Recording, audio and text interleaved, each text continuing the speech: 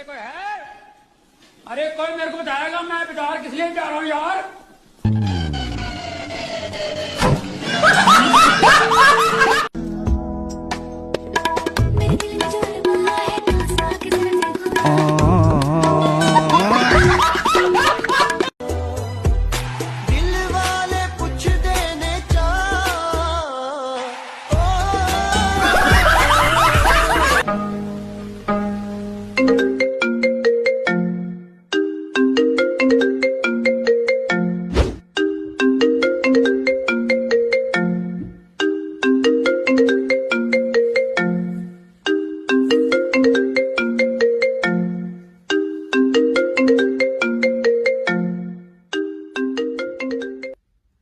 hello